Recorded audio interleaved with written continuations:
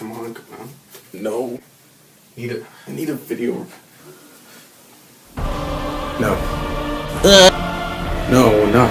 I am anything but him.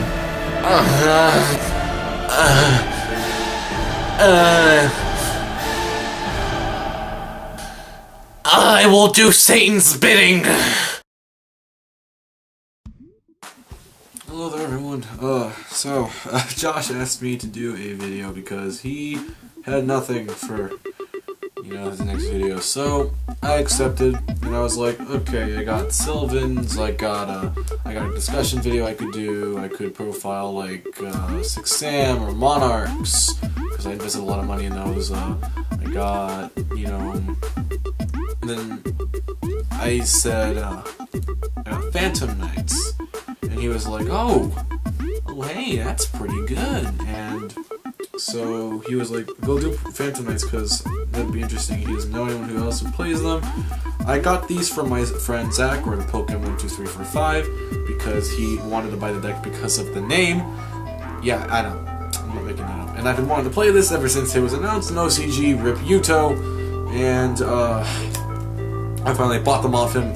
$40, plus a Mass Hero Acid, a Gold Rare Effect Veiler, Gold Rare Crane, what else did I give him? Doomstar Magician or something like that. And then one other card that I'm blanking out on. But I gave him that. I got basically all the shit that I needed for Phantom Knights, and you know what? I'm liking this deck a lot. I would be running Reasoning in this deck, but I cannot find any for the life of me for some reason, so no Reasoning, sadly. But I will say right now, Reasoning is a good card in this deck. It's not required, but it works good in the deck. It works good, especially if they call 3 and you excavate like one of your Phantom Knights and they're like it's a level 3. Ooh, well that's always really good. So anyways, so let's go into the main deck. So we begin with one Mathematician because this is a deck that you kind of want to get shit in the graveyard. So preferably what I do is I send Cloak, which is the ultra rare, which is basically Rhoda, and that's what I do. So Mathematician is good. Also, it's a fucking common because I lost my secret rare. Rip me. And then one BLS because we do run a Lightsworn engine, which we're going to go into right now. 2 Lila and 2 Raiden. I just play these because I want to get mills off ASAP. Plus, you can discard a Phantom Knight to bring back a Raiden Engrave. So these are good to have. That's the these are the non-Phantom Knight monsters I have. Oh, almost all of them. The last non-Phantom Knight monsters I have are these two Necroface. I took these out of my macro burn because that was just kind of a fun deck I was playing. But then I saw this card and I'm like, wait a minute, this is pretty fucking good in Phantom Knights, because when you normal summon it, you shuffle all banished cards on the field. I mean, all banished cards in the banish zone back into the deck for both players, and this card gains 100 for each. So not only do you get recyclability, but this thing becomes a fucking huge ass beat stick, which is in itself pretty good. This next one I can feel hate coming towards me, but this is what I like to call Deneb syndrome or Deneb disorder. This is a card that's just for some reason printed as a fucking ultra rare that searches, and it's like mediocre at best. Now I will say this, I am actually gonna run 3. Josh has my 3rd one, but in my current build I only run 2, and it's actually fine for one reason. There are only 5 Phantom Knight cards, giving you a total of, if you ran 3 of everything, 15 monsters in a mill deck. So, this thing can become dead at times. It does have another effect where when it's on the field you can switch into defense position. It has to be an attack, go into defense position, just letting you know. And you target a dark monster and it gains 800 attack and defense. So that's pretty good. That's also only to the end phase, by the way. But it does combo off with my Mathematician. So that's why I'm currently running 2. I probably will replace one other card in here when I get a hold of my 3rd one that Josh has, because he pulled it. But for some reason this thing was an ultra rare, and it was a lot of money for a while. Now it's like $3 a piece, which is still ridiculous if you ask me. Like, this is like it's a Phantom Knight card. Like, Jesus Christ. But I currently run 2. You can run 3. I run 2 for now. But 2, if you do run 2, I mean, it's fine. Everything else we run 3 of them because it's fucking good. So, 3 gloves. Rugged gloves. It's really fucking good. For some reason, people think it's bad, and I don't see why. This card should have been a ultra rare because it is a foolish burial in graveyard. You can banish this card from your graveyard, and it acts as a foolish burial for Phantom Knight cards, including the spell and traps. So it also makes all of your XYZ monsters that are dark fucking amazing because they gain 1,000 attack, giving you a 3,000 break sword or a 28 Alucard.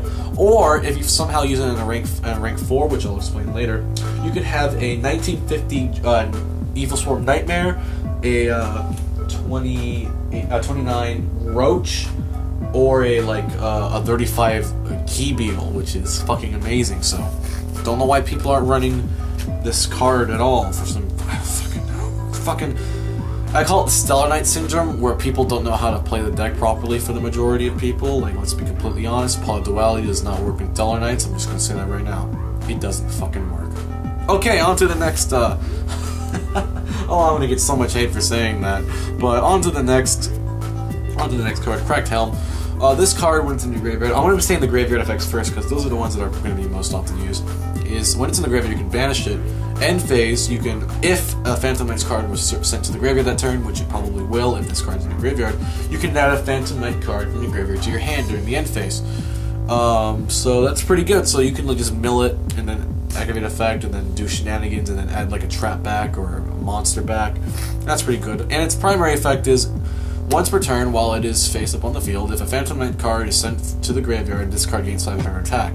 Permanently, not until the end phase. So, if for some reason you somehow keep this on board forever and ever, you can rank this thing up to like 35. And I've actually done that before, so don't say it's impossible. I have actually done that before. One of the 500 gain was from the Rugged Glove effect. I've actually played against BA and got this thing to 35. So that was honestly interesting, but it can happen. But its other effect is what it's mostly important for. This card is basically Upstart Goblin. It's the draw power of the deck. When a face-up Phantom Knight card you control is destroyed, you can special summon this card from your hand, which is good in its own. It's 1,000 attack but 2,000 defense, so it's got that 2,000 ass, which is pretty good. But it has no attack, so no dick. But its other effect is good. When you can banish this card from your graveyard, discard a Phantom Knight card, not including monsters. It also includes, I mean, it doesn't only include monsters. It includes the spell and the traps, which is good, and then you draw a card from it. So you basically fucking plus off of this thing. Not only do you get rid of this horrible piece of shit from your graveyard, but you also get a Monster Reborn sent to your graveyard, and you get to draw one. Which, if you ask me, is pretty damn good. Also, it's a super rare for some reason, but fucking Cracked Helm is a rare. What is this? Stellar Knights again? Altera rare, Alsham a super, Cracked Helm a rare, fucking Armor a fucking super, fucking Konami, stop mixing up your goddamn rarities. And the last monster of the deck, 3 Boots. Personally, I feel this card should have been the ultra rare, or even a secret rare. That would be way more understandable. This card is fucking amazing. If you control a face-up Phantom Knights card, you can special summon it from your hand. You can only do that once per turn, sadly, but still, very good. And you can banish this card from your graveyard. I didn't say the graveyard effect for this one first, because you're going to probably use that first effect first, because of obvious reasons.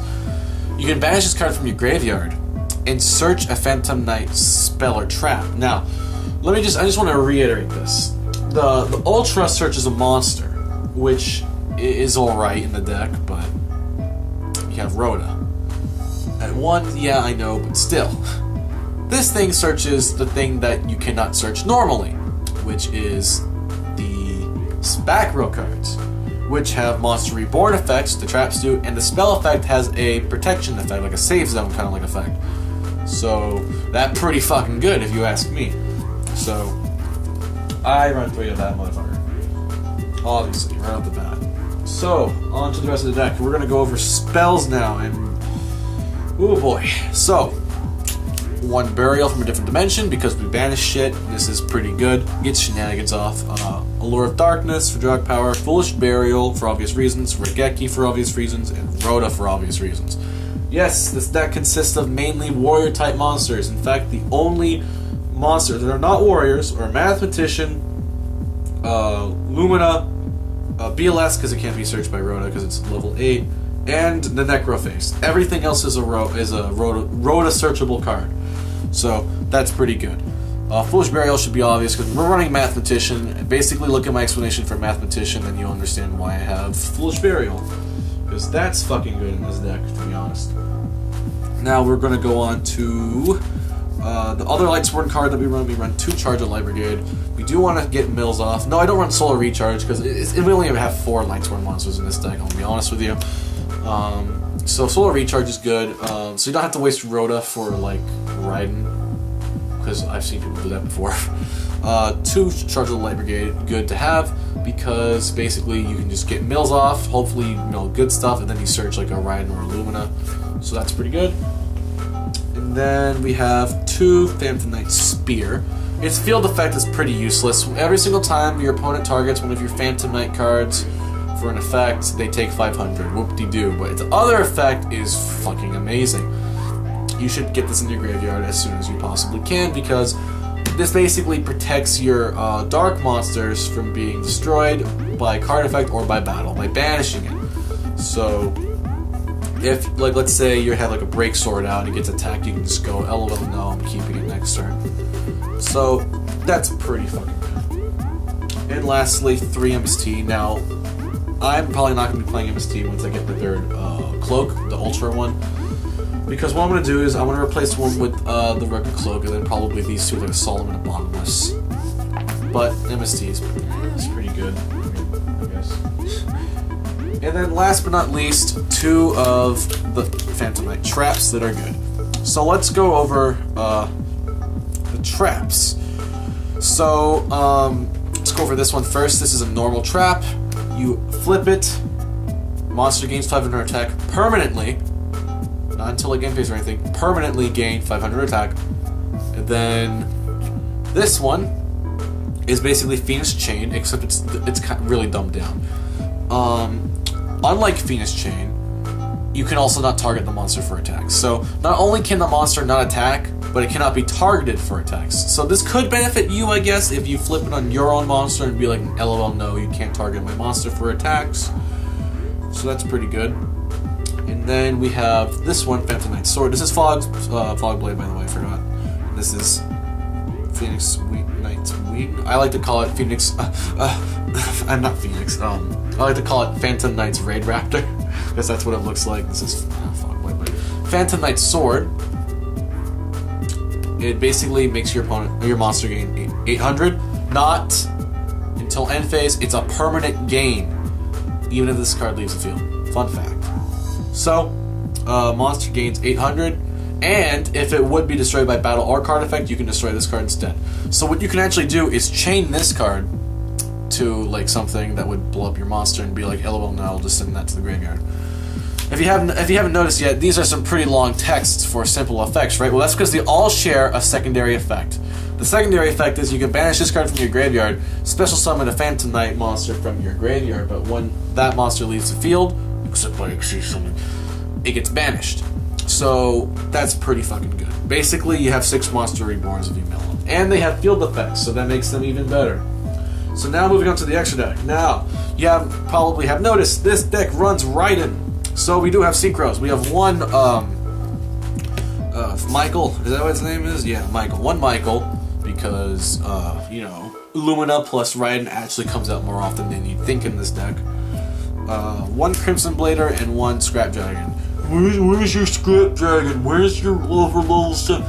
Okay, to be honest, I almost never make level 7 synchros in this deck. I'll be completely honest with you, I never do, because I'm overlaying with my rank 3s. For my rank 3s. Crimson Blader is pretty good against, you know, stuff like fucking Cosmo or Ignites, because, you know, that's pretty fucking good. And then we have Scrap Dragon because we might as well pop shit. Now, I don't want Stardust Dragon because that's in Sylvan's.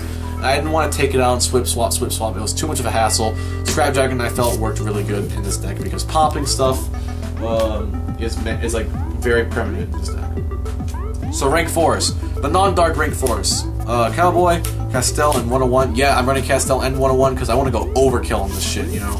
Get rid of everything.